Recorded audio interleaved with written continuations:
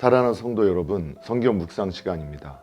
오늘은 누가복음 21장과 22장을 읽으며 기도문으로 시편 144편을 함께 읽게 됩니다.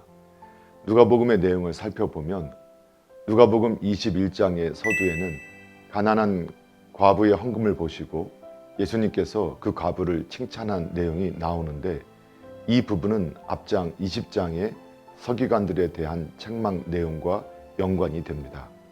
그러므로 21장의 특징적인 내용은 5절부터 시작되는 성전 파괴 예언부터라고 할 수 있습니다. 21장의 내용은 다음과 같이 구성되어 있습니다. 첫째, 환난의 날, 즉 심판의 날에 대한 예언입니다.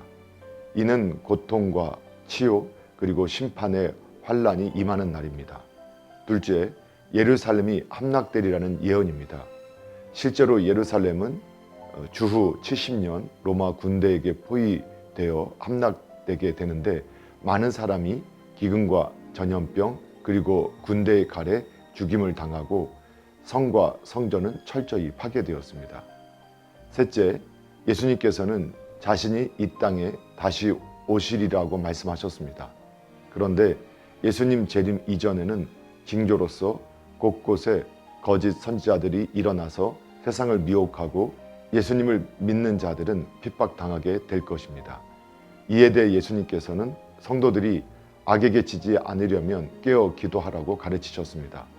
이 가르침은 오늘날 예수님의 재림을 소망하는 우리 성도들에게도 적용되는 말씀으로, 현대를 살아가는 성도들이 혼미한 세대에서 하나님을 올바로 섬기기 위해서는 깨어서 기도할 수밖에 없음을 보여줍니다.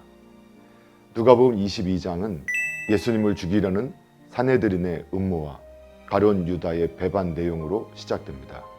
한편 예수님께서는 자기 생애 마지막 유월절을 제자들과 보내면서 성만찬을 베푸셨습니다.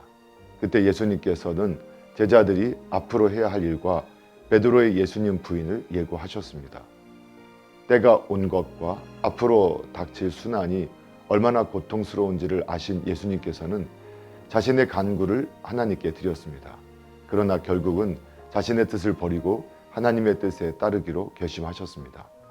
반면 하늘의 뜻을 모르는 제자들은 폭력으로 하나님의 섭리를 저지할 뿐 아니라 두려움으로 예수님을 부인하는 행동을 보였습니다.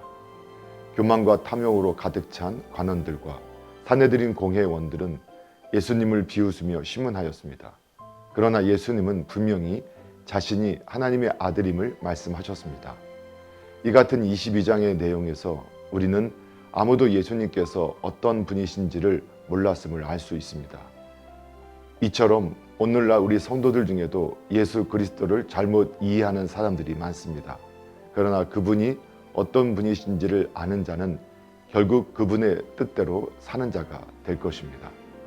사랑하는 성도 여러분, 오늘도 말씀을 읽고 듣고 묵상하는 가운데 하나님의 마음과 뜻을 깨닫고 예수님과 동행하며 예수님을 바라보고 예수님을 닮아가는 복된 믿음의 삶이 되기를 예수님의 이름으로 축복합니다. 할렐루야.